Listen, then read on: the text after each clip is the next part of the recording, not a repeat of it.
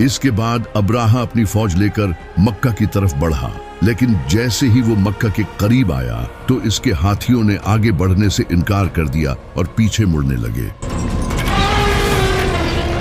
फौज ने पूरी कोशिश की, लेकिन वो आगे बढ़ने को तैयार नहीं थे।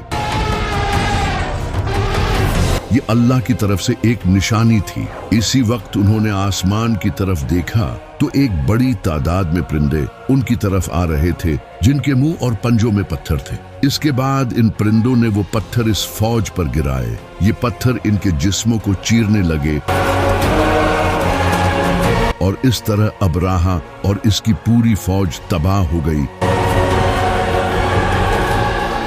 और अल्लाह ने काबा को बचा लिया।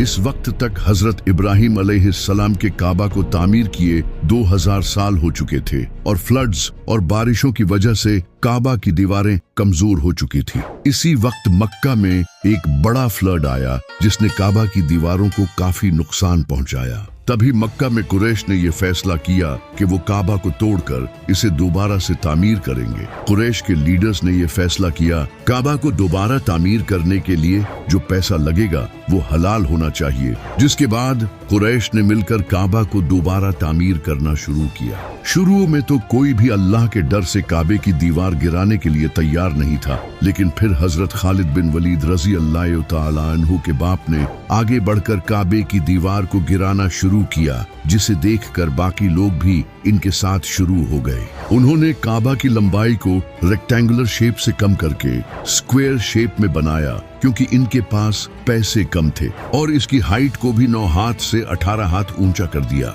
और इसके दरवाजे को भी ऊंचा कर दिया ताकि हर कोई इसमें जा न सके। जब काबा सही तरह से बन गया तो अब बारी थी इसमें हजरे अस्वद को रखने की, जिसे लेकर कुरैश के दरमियान झगड़ा होने लगा, क्योंकि हर कबीला यही चाहता था कि वो इस पत्थर को रखे। इनके दरमियान जब झगड़ा मजीद बढ़ने लगा तो एक इंसान जिसका नाम था अबू उमैया बिन मुगीरा, इसने कुरैश के सारे कबीलों से कहा कि कल जो इंसान हरम में सबसे पहले एंटर होगा वही ये फैसला करेगा कि पत्थर कौन रखेगा। और अगले दिन जब सबने देखा तो सबसे पहले नबी सल्लल्लाहु अलैहि वसल्लम काबा में एंटर हुए। तब नबी सल्लल्लाहु अलैहि वसल्लम ने ऐलान नबूवत नहीं किया था और मक्का के लोग आप सल्लल्लाहु अलैहि वसल्लम की काफी इज्जत करते थे। तो नबी सल्लल्लाहु अलैहि वसल्लम ने एक बेहतरीन हल निकाला। आप सल्लल्लाहु अलैहि वसल्लम ने हजरे अस्वद को एक बड़े से कपड़े पर रखा और हर कबीले के लीडर को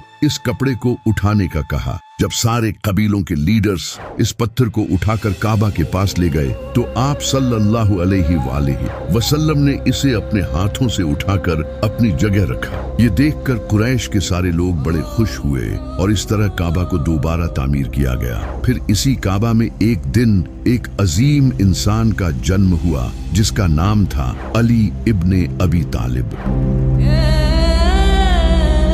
इसके कुछ साल बाद जब फतह मक्का हुई तो नबी सल्लल्लाहु अलैहि वसल्लम ने काबा में रखे सारे बुत तोड़कर काबा को बुतों से पाक कर दिया। इस वक्त काबा की दीवारों पर हजरत इब्राहिम अलैहिस्सलाम और फरिश्तों की तस्वीरें भी बनी थी। नबी सल्लल्लाहु अलैहि वसल्लम ने इन तस्वीरों को भी मिटा दिया और इसके बाद से काबा मुसलमानों का किबला बन गया।